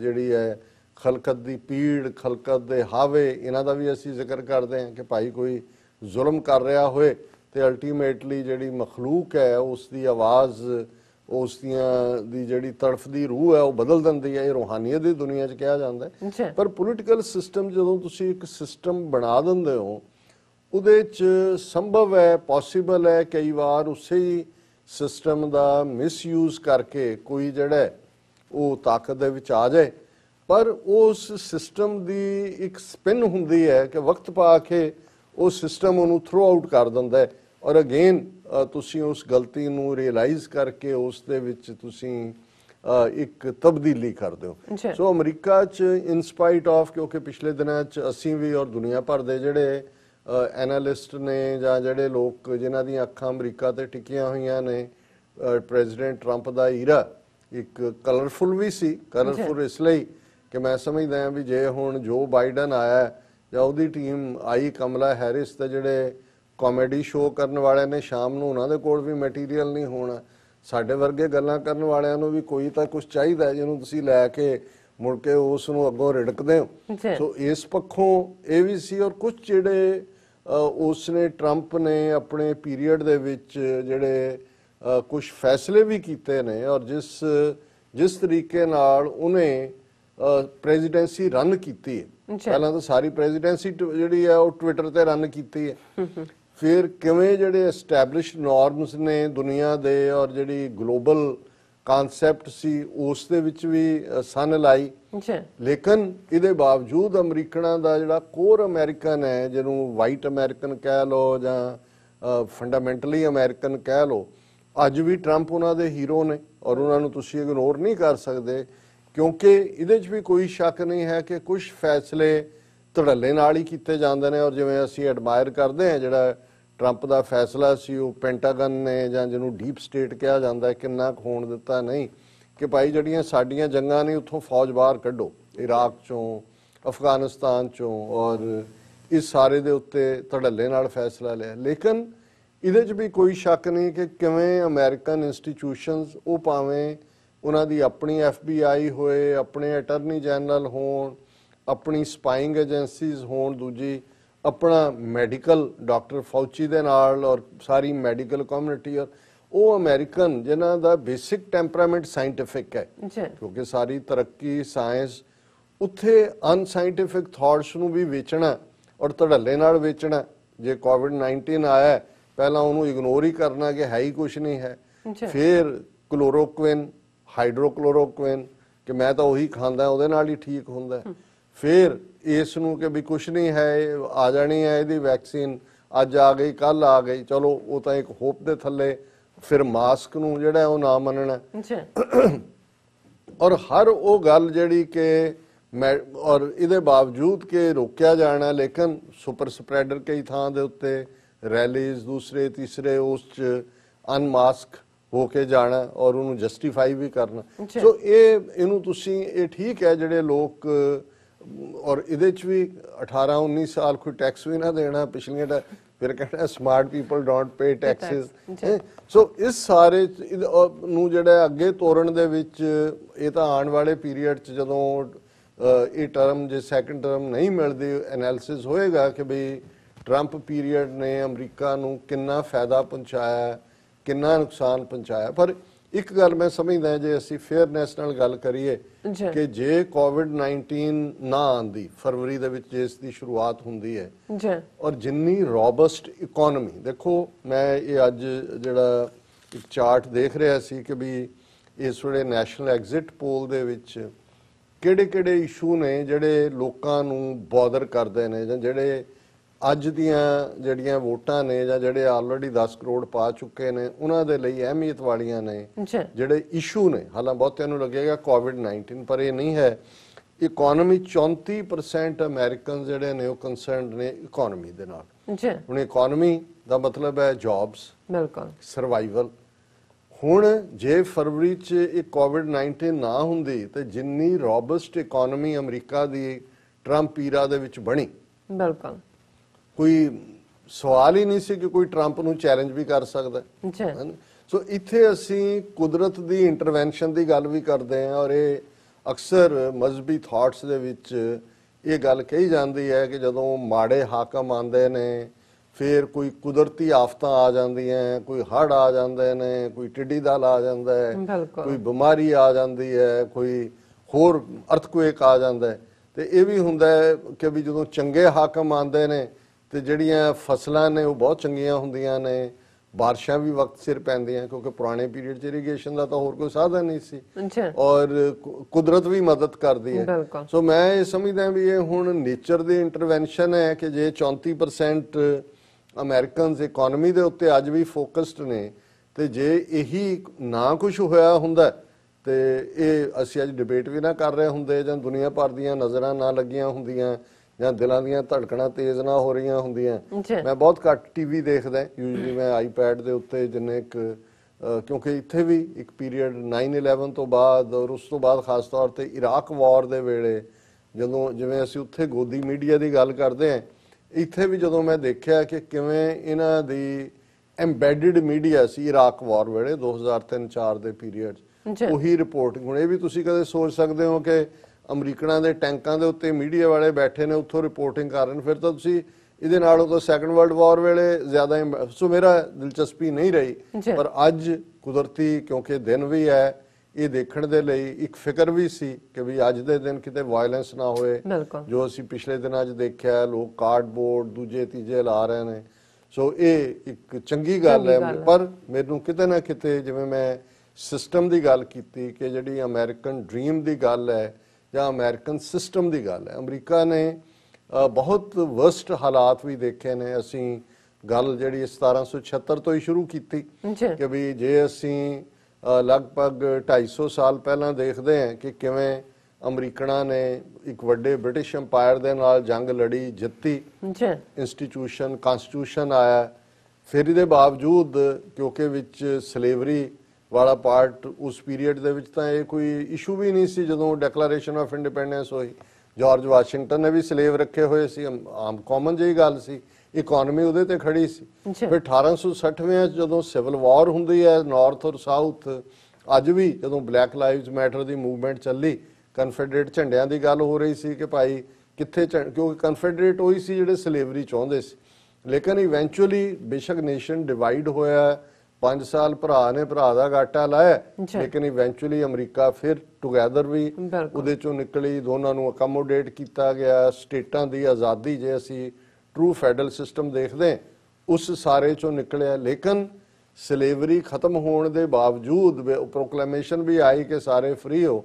ਅਸੀਂ 1860ਵਿਆਂ ਤੋਂ ਲੈ ਕੇ ਤੁਸੀਂ ਫਿਰ 1960 ਤੱਕ ਦੇਖੋ ਕਿ 100 ਸਾਲ ਅਮਰੀਕਾ 'ਚ ਫਿਰ ਉਹ ਸਲੇਵਰੀ, ਸੈਗਰੀਗੇਸ਼ਨ, ਅੱਡ ਸਕੂਲ, ਅੱਡ ਥਾਵਾਂ, ਲਿੰਚਿੰਗ ਵਰਗੇ ਕਾਨੂੰਨ ਜੋ ਅੱਜ ਮੁਸਲਮਾਨਾਂ ਦੇ ਨਾਲ ਜਾਂ ਈਸਾਈਆਂ ਨਾਲ ਕਰ ਰਹੇ ਨੇ ਹਿੰਦੂਤਵ ਵੀ, ਇਹੀ ਅਮਰੀਕਾ ਦੇ ਲਿੰਚਿੰਗ ਲਾਅ ਸੀ। ਕਾਲਿਆਂ ਨੂੰ ਲਿੰਚ ਕਰਕੇ ਦਰਖਤਾਂ ਨਾਲ ਟੰਗ ਦਿੰਦੇ ਸੀ ਦੂਸਰੇ, ਉਹ ਸਾਰਾ ਪਾਰਟ ਵੀ ਰਿਹਾ। ਅਮਰੀਕਾ ਨੇ ਵਰਲਡ ਵਾਰਸ ਵੀ ਦੇਖੇ। ਪਹਿਲੀ ਵਰਲਡ ਵਾਰ ਤਾਂ ਚਲੋ ਅਮਰੀਕਾ ਦੇ ਸ਼ੋਰਸ ਤੇ ਨਹੀਂ ਲੜੀ ਗਈ, ਪਰ ਅਮਰੀਕਨ ਇਨਵੋਲਵ ਹੋਏ। ਸਪੈਨਿਸ਼ ਫਲੂ ਵਰਗੀ ਵਬਾ ਆਈ ਜਿਹਦੇ 'ਚ 6 ਮਿਲੀਅਨ 60 ਲੱਖ ਅਮਰੀਕਨ ਮਰ ਗਏ ਸੀ ਉਹਦੇ। ਸੈਕੰਡ ਵਰਲਡ ਵਾਰ ਅਸੀਂ ਦੇਖਿਆ ਕਿ ਪਰਲ ਹਾਰਬਰ ਤੇ ਜਾਪਾਨੀਆਂ ਨੇ ਅਟੈਕ ਕੀਤਾ, ਕਰੋੜਾਂ ਲੋਕ ਪ੍ਰਭਾਵਿਤ ਹੋਏ। ਕਿਉਂ ਜਿਹਾ? ਉਸ ਤੋਂ ਪਹਿਲਾਂ 1930ਵਿਆਂ 'ਚ ਗ੍ਰੇਟ ਡਿਪਰੈਸ਼ਨ ਜਿਹਨੂੰ ਕਿਹਾ ਜਾਂਦਾ ਹੈ, ਅਮਰੀਕਨ ਭੁੱਖੇ ਮਰਨ ਲੱਗੇ, ਮਾਸ ਮਾਈਗ੍ਰੇਸ਼ਨਸ ਹੋਈਆਂ, ਲੁੱਟਾਂ ਖੋਹਾਂ, ਦੂਜੇ ਤੀਜੇ, ਉਹ ਸਾਰੇ ਪੀਰੀਅਡ 'ਚੋਂ।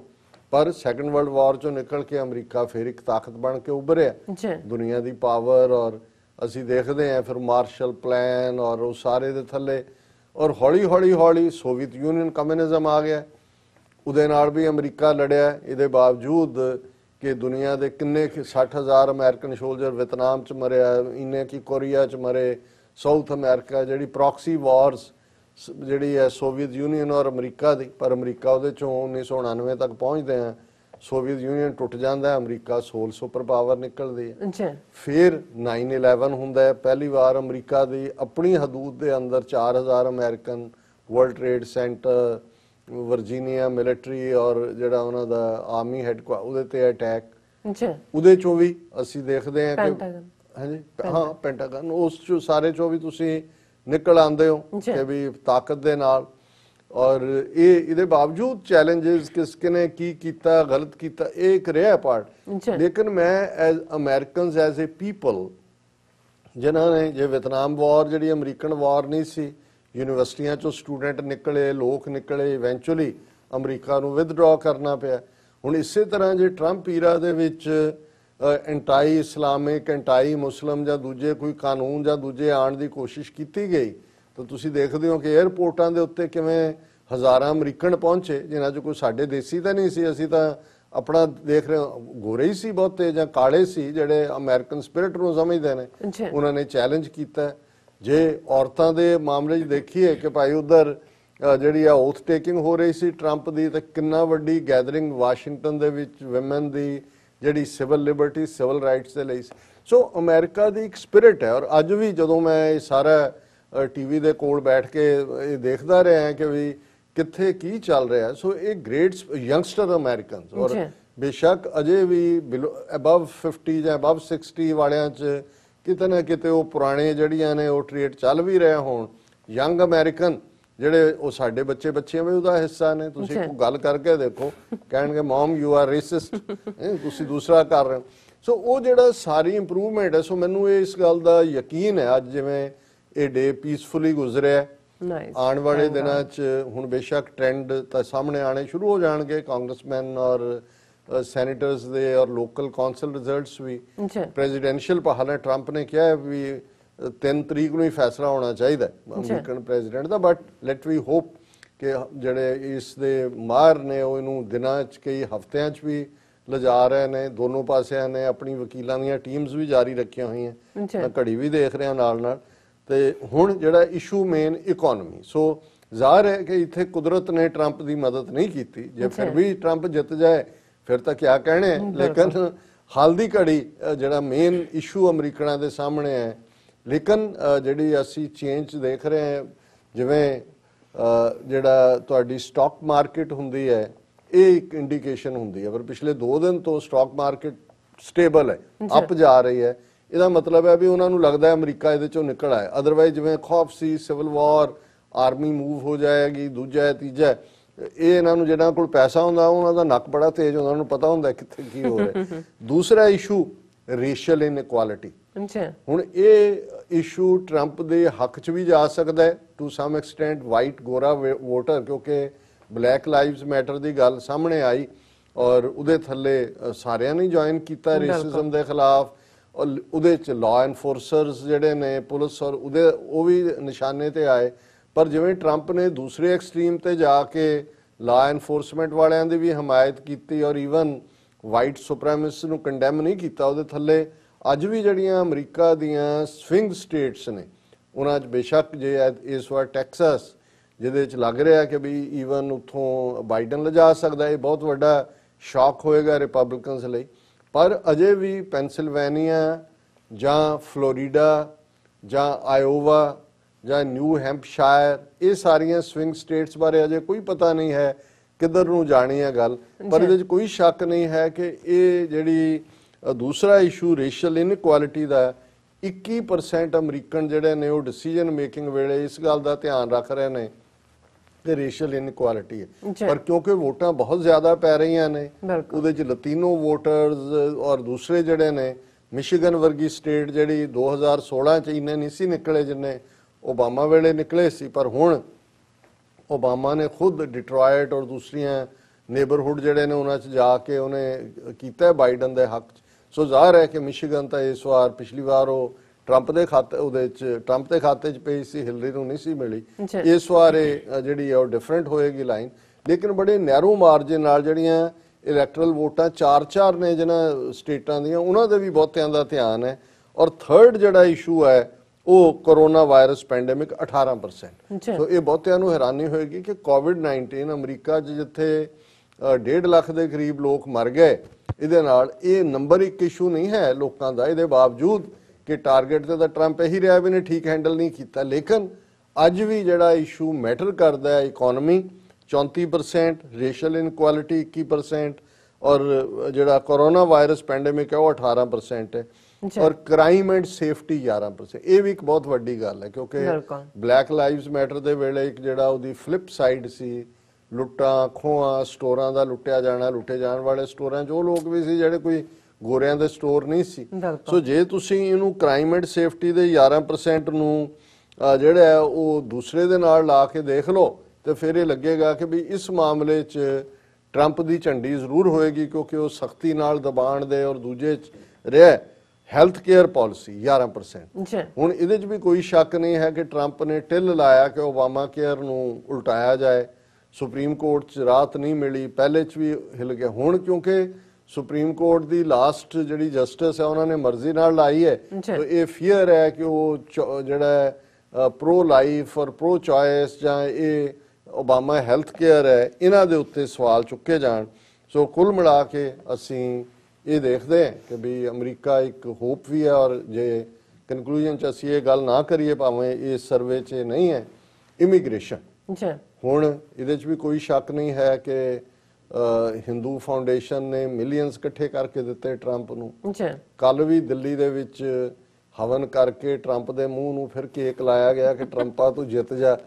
ਹਾਲਾਂ ਕਮਲਾ ਹੈਰਿਸ ਤਮਿਲਨਾਡੂ ਦੇ ਜਿਸ ਪਿੰਡ ਤੋਂ ਆਈ ਹੈ ਉੱਥੇ ਪਿੰਡ ਦੇ ਲੋਕਾਂ ਨੇ ਔਰ ਮੀਡੀਆ ਵੀ ਉੱਥੇ ਪਹੁੰਚਿਆ, ਉਹਨਾਂ ਨੇ ਮੰਦਰ 'ਚ ਪੂਜਾ ਕੀਤੀ ਕਿ ਕਮਲਾ ਹੈਰਿਸ ਜਿੱਤ ਜਾਏ। ਕਮਲਾ ਤਾਂ ਹੀ ਜਿੱਤੇਗੀ ਨਾ ਜੇ ਜੋ ਬਾਈਡਨ ਜਿੱਤੇਗਾ। ਸੋ ਮਤਲਬ ਉੱਥੋਂ ਵਾਲਿਆਂ ਨੇ ਵੀ ਦੋਨੋਂ ਪਾਸੇ ਦੇ ਦੇਵਤਿਆਂ ਨੂੰ ਵਕਤ ਪਾ ਦਿੱਤਾ। ਹੁਣ ਜਾਂ ਤਾਂ ਦੇਵਤੇ ਆਪਸ 'ਚ ਲੜਨ, ਜਿਹੜੇ ਹੁਣ ਉਹਨੂੰ ਜਿਤਾਉਣ ਲਈ, ਜਿਸ ਦੇਵਤੇ ਦੀ ਟਰੰਪ ਨੂੰ ਜਿਤਾਉਣ ਲਈ ਪੂਜਾ ਕਰ ਰਹੇ ਨੇ ਉਹ ਆਪਣਾ ਗੁਰਜ ਲੈ ਕੇ ਨਿਕਲੇਗਾ, ਜਿਹੜੇ ਬਾਈਡਨ ਵਾਲੇ ਨੇ ਉਹ ਆਪਣਾ ਤੀਰ ਕਮਾਨ ਲੈ ਕੇ ਨਿਕਲੇਗਾ। ਸੋ ਅਸੀਂ ਉਹਨਾਂ ਦੇ ਵੀ, ਉਹਨਾਂ ਦੇਵਤਿਆਂ ਨੂੰ ਵੀ ਸ਼ਾਂਤ ਕਹਿਣ ਦੇ, ਕਹਿੰਦੇ ਵੀ ਵੇਟ ਕਰ ਲਓ, ਕੋਈ ਨਹੀਂ, ਤੁਸੀਂ ਜਿਹੜਾ ਵੀ ਜਿੱਤ ਜਾਏ ਕੋਈ ਗੱਲ ਨਹੀਂ ਹੈ। ਔਰ ਇਹਦੇ 'ਚ ਕੋਈ ਸ਼ੱਕ ਨਹੀਂ ਹੈ ਕਿ ਇਮੀਗ੍ਰੇਸ਼ਨ ਇੱਕ ਵੱਡਾ ਇਸ਼ੂ ਹੈ ਔਰ ਇਹਦੇ ਥੱਲੇ ਉਹੀ ਇੰਡੀਅਨ ਜਿਹੜੇ ਉਹਦੇ ਮੂੰਹ ਨੂੰ ਕੇਕ ਲਾਉਂਦੇ ਸੀ ਫੋਟੋ ਨੂੰ, ਹੁਣ 72% ਦੇ ਕਰੀਬ ਜਿਹੜਾ ਇਹ ਸਰਵੇ ਇਹਨਾਂ ਦਾ ਕਾਰਨੈਗੀ ਐਂਡੋਮੈਂਟ ਦਾ ਸੀ, ਉਹ ਜੋ ਬਾਈਡਨ ਕਮਲਾ ਹੈਰਿਸ ਨੂੰ ਵੋਟਾਂ ਪਾਉਣਗੇ ਜੋ ਰਿਹਾ। ਹੁਣ ਬਾਕੀ ਫਿਰ ਅਸੀਂ ਕੱਲ ਤੱਕ ਪਹੁੰਚਦੇ ਹਾਂ ਕੀ ਹੁੰਦਾ ਇਸ ਦੇ ਉੱਤੇ ਕਰਾਂਗੇ। ਸੋ ਅਸੀਂ ਫਿਰ ਵੀ ਇਸ ਗੱਲ ਲਈ ਕਾਮਨਾ ਕਰਦੇ ਹਾਂ ਕਿਉਂਕਿ ਅਮਰੀਕਨ ਮਾਡਲ ਬੇਸ਼ੱਕ ਇਹ ਪਰਫੈਕਟ ਤਾਂ ਦੂਰ ਦੀ ਗੱਲ, ਇਹਨੇ ਇਸ ਸਾਰੀ ਕੰਟਰੋਵਰਸੀ ਨੇ ਪਿਛਲੇ 4 ਸਾਲ 'ਚ ਦੱਸ ਦਿੱਤਾ ਹੈ ਵੀ ਕਿੰਨੇ ਲੂਪ ਹੋਲ ਨੇ, ਕਿੰਨੇ ਪੌਟ ਹੋਲਸ ਨੇ, ਪਰ ਇਹਦੇ ਬਾਵਜੂਦ ਇਹ ਇੱਕ ਡ੍ਰੀਮ ਹੈ ਜਿੱਥੇ ਤੁਸੀਂ ਪ੍ਰੋਗਰੈਸ ਕਰਦੇ ਹੋ, ਇੱਕ ਵੇਟਰ ਜਿਹੜਾ ਆਪਣਾ ਕੈਰੀਅਰ ਸ਼ੁਰੂ ਕਰਦਾ ਹੈ ਉਹ ਡ੍ਰੀਮ ਕਰਦਾ ਹੈ ਕਿ ਇੱਕ ਦਿਨ ਚੇਨ ਆਫ ਹੋਟਲਸ ਓਨ ਕਰੇਗਾ, ਉਹ ਬਣਦਾ ਹੈ। ਸਾਡੇ ਲੋਕਾਂ ਨੇ ਕਿੱਥੋਂ ਫਰਮ ਦਾ ਰੈਗਸ ਟੂ ਦਾ ਰਿਚੇਸ ਆ ਕੇ ਸਟਰਗਲ ਕਰਦੇ ਨੇ, ਕੋਈ ਗੈਸ ਸਟੇਸ਼ਨ ਤੇ ਪੰਪ ਕਰ ਰਿਹਾ ਗੈਸ, ਕੋਈ ਟੈਕਸੀ ਚਲਾ ਰਿਹਾ, ਫਿਰ ਉਹ ਟਰੱਕਾਂ ਦੀਆਂ ਕੰਪਨੀਆਂ ਦੇ ਮਾਲਕ ਬਣਦੇ ਨੇ, ਵੱਡੇ ਵੱਡੇ ਜਿਹੜੇ ਨੇ ਬਿਜ਼ਨੈਸਿਸ ਐਸਟੈਬਲਿਸ਼ ਕਰਦੇ ਨੇ। ਇਹ ਅਮਰੀਕਾ 'ਚ ਹੀ ਹੋ ਸਕਦਾ। ਸੋ ਅਸੀਂ ਜਿਹੜਾ ਔਰ 1 ਮਿਲੀਅਨ ਦੇ ਕਰੀਬ ਸਿੱਖ ਅਮਰੀਕਾ 'ਚ ਰਹਿੰਦੇ ਨੇ, ਔਰ ਅਸੀਂ ਸਮਝਦੇ ਹਾਂ ਕਿ ਇੰਡੀਆ ਪਾਕਿਸਤਾਨ ਜਾਂ ਸਿੱਖ ਇਸ਼ੂਜ਼ ਦੇ ਮਾਮਲੇ 'ਚ ਜੇ ਕੋਈ ਪੁੱਛੇ, ਔਰ ਕਈਆਂ ਨੇ ਪੁੱਛਿਆ ਵੀ, ਉਹ ਸਾਨੂੰ ਕੋਈ ਬਹੁਤਾ ਫਰਕ ਨਹੀਂ ਪਏਗਾ, ਕਿਉਂਕਿ ਟਰੰਪ ਦੀ ਲੀਨਿੰਗ ਬਹੁਤ ਜ਼ਿਆਦਾ ਟੁਵਰਡਸ ਮੋਦੀ ਰਹੀ, ਇੰਡੀਆ ਅਗੇਂਸਟ ਚਾਈਨਾ ਉਹਨੂੰ ਭੁਗਤਾਨ ਦੇ ਲਈ ਇੰਡੀਆ ਨੂੰ। ਪਰ ਦੂਸਰੇ ਪਾਸੇ ਬਾਈਡਨ ਔਰ ਦੂਜੇ ਟ੍ਰੈਡੀਸ਼ਨਲੀ ਡੈਮੋਕ੍ਰੈਟ ਹਮੇਸ਼ਾ ਹੀ ਪ੍ਰੋ ਇੰਡੀਅਨ ਰਹੇ ਨੇ। ਸੋ ਸਾਡੇ ਵੀ 6 ਫਾਰ ਬਾਈਡਨ 6 ਫਾਰ ਟਰੰਪ, ਅਸੀਂ ਵੀ ਦੋਨਾਂ ਨੂੰ ਮੌਕਾ ਵੀ ਦਿੱਤਾ ਗੁਫ਼ਤਗੂ 'ਚ ਲਿਆਉਣ ਦਾ। ਸੋ ਲੇਕਿਨ ਅਸੀਂ ਹੋਪ ਕਰਦੇ ਹਾਂ ਕਿ ਇਹ ਅਮਰੀਕਾ ਦਾ ਜਿਹੜਾ ਇਹ ਸਾਰਾ ਸੁੱਖੀ ਸੰਦੀ ਨਿਬੜ ਜਾਏਗਾ ਔਰ ਅਮਰੀਕਾ ਅੱਗੇ ਨੂੰ ਜਾਏ, ਕਿਉਂਕਿ ਇਨਸਾਨੀਅਤ ਦੇ ਨਾਲ ਜੁੜੀ ਹੋਈ ਗੱਲ। ਬਿਲਕੁਲ ਡਾਕਟਰ ਸਾਹਿਬ, ਤੁਹਾਡਾ ਬਹੁਤ ਬਹੁਤ ਸ਼ੁਕਰੀਆ, ਤੁਸੀਂ ਆਪਣੇ ਵਿਚਾਰ ਸਾਡੇ ਦਰਸ਼ਕਾਂ ਨਾਲ ਸਾਂਝੇ ਕੀਤੇ ਨੇ। ਆਸ ਕਰਦੇ ਪਸੰਦ ਆਏ ਹੋਣਗੇ। ਸੋ ਇੱਥੇ ਲੈਣਾ ਬ੍ਰੇਕ ਤੋਂ ਪਹਿਲਾਂ ਅਸੀਂ ਆਪਣੇ ਦਰਸ਼ਕਾਂ ਤੇ ਸਰੋਤਿਆਂ ਨੂੰ ਅਪੀਲ ਤੇ ਬੇਨਤੀ ਕਰਦੀ, ਵਿਊਅਰਸ ਟੀਵੀ 84 ਵੱਲੋਂ ਤੁਹਾਨੂੰ ਸਭ ਨੂੰ ਸ਼ੁਭਕਾਮਨਾ। ਟੀਵੀ 84 ਜੋ ਹੈ ਪਹਿਲੇ ਦਿਨ ਤੋਂ ਹੀ ਤੁਹਾਡੇ ਇਹ ਵਿਸ਼ਵਾਸ ਸਦਕਾ, ਪਿਆਰ ਸਦਕਾ ਤੇ ਡੋਨੇਸ਼ਨ ਸਦਕਾ ਸਾਰੀ ਦੁਨੀਆ 'ਚ ਦੇਖਿਆ ਜਾ ਰਿਹਾ। ਔਰ ਟੀਵੀ 84 ਜੋ ਹੈ ਸ਼੍ਰੀ ਗੁਰੂ ਨਾਨਕ ਸਾਹਿਬ ਜੀ ਦੇ ਜਿਹੜੇ ਸਾਂਝੀ ਵਾਲਤਾ ਦੇ ਫਲਸਫੇ ਨੂੰ ਸਾਰੀ ਦੁਨੀਆ ਦੇ ਵਿੱਚ ਪ੍ਰਚਾਰ ਤੇ ਪ੍ਰਸਾਰਿਆ। ਸੋ ਟੀਵੀ 84 ਤੁਹਾਡੀ ਡੋਨੇਸ਼ਨ ਦਾ ਹੱਕਦਾਰ ਹੈ। ਸੋ ਟੀਵੀ 84 ਨੂੰ ਚਲਾਉਣ ਵਾਲੀ ਜੋ ਮਦਰ ਆਰਗੇਨਾਈਜੇਸ਼ਨ ਹੈ ਉਹ ਗਲੋਬਲ ਸਿੱਖ ਅਫੇਅਰਸ ਮੀਡੀਆ ਇੰਕ, ਇੱਕ not for profit tax exempt organisation ਹੈ। ਸੋ ਇਸ ਨੂੰ ਦਿੱਤੀ ਗਈ ਹਰ ਪੈਨੀ ਜਿਹੜੀ ਹੈ ਟੈਕਸ ਡਿਟੈਕਟੇਬਲ ਹੈ। ਸੋ ਡੋਨੇਸ਼ਨ ਕਰਨ ਲਈ ਤੁਸੀਂ ਟੀਵੀ 84 ਦੀ ਐਪ ਤੇ ਜਾ ਕੇ ਜਾਂ ਫਿਰ tv84.tv ਤੇ ਜਾ ਕੇ ਡੋਨੇਸ਼ਨ ਦੇ ਜਿਹੜਾ ਬਟਨ ਨੂੰ ਫੋਲੋ ਕਰੋ, ਔਰ ਤੁਸੀਂ ਡੋਨੇਸ਼ਨ ਕਰਨ ਲਈ, ਡੋਨੇਸ਼ਨ ਦੇਣ ਲਈ ਆਟੋ ਪੇ ਰਾਹੀਂ ਜਾਂ ਮੰਥਲੀ ਜਾਂ ਫਿਰ ਤੁਸੀਂ ਵਨ ਸ਼ਾਟ ਵੀ ਪੇ ਕਰ ਸਕਦੇ ਹੋ। ਡੋਨੇਟ ਕਰਨ ਦੇ ਲਈ ਤੁਸੀਂ ਬੈਂਕ ਅਕਾਊਂਟ, ਜਾਲੀ ਹਰ ਕਿਸਮ ਦਾ ਕ੍ਰੈਡਿਟ ਕਾਰਡ ਜਾਂ ਫਿਰ ਡੈਬਿਟ ਕਾਰਡ, ਪੇਪਲ ਦੀ ਵਰਤੋਂ ਵੀ ਕਰ ਸਕਦੇ ਹੋ। ਸੋ ਟੀਵੀ 84 ਦੇ ਨਾਮ ਤੇ ਤੁਸੀਂ ਚੈੱਕ ਬਣਾ ਕੇ ਸਾਨੂੰ ਮੇਲ ਵੀ ਕਰ ਸਕਦੇ ਹੋ ਸਾਡੇ ਇਸ ਪਤੇ ਤੇ 36-01 37th ਐਵਨਿਊ, ਲੌਂਗ ਆਈਲੈਂਡ ਸਿਟੀ, ਨਿਊਯਾਰਕ 11101 USA, ਜਾਂ ਫਿਰ ਤੁਸੀਂ ਸਾਨੂੰ ਫੋਨ ਰਾਹੀਂ ਵੀ, WhatsApp ਰਾਹੀਂ ਵੀ ਸੰਪਰਕ ਕਰ ਸਕਦੇ। ਸਾਡੇ ਫੋਨ ਨੰਬਰ ਤੇ 5166191984, ਜਾਂ ਫਿਰ ਤੁਸੀਂ ਸਾਨੂੰ ਈਮੇਲ ਰਾਹੀਂ ਵੀ ਸੰਪਰਕ ਕਰ ਸਕਦੇ ਹੋ support@tv84.tv ਤੇ। ਅਸੀਂ ਤੁਹਾਡੇ ਤਹਿ ਦਿਲ ਤੋਂ ਸ਼ੁਕਰਗੁਜ਼ਾਰ ਹੋਵਾਂਗੇ। ਸੋ ਇੱਥੇ ਲੈਣੇ ਬ੍ਰੇਕ। ਵਿਊਅਰਸ ਤੁਸੀਂ ਨਾਲ ਇਸੇ ਤਰ੍ਹਾਂ ਹੀ ਜੁੜੇ ਰਹਿਣਾ। ਮਿਲਦੇ ਹਾਂ ਛੋਟੇ ਜਿਹੇ ਬ੍ਰੇਕ ਤੋਂ ਬਾਅਦ।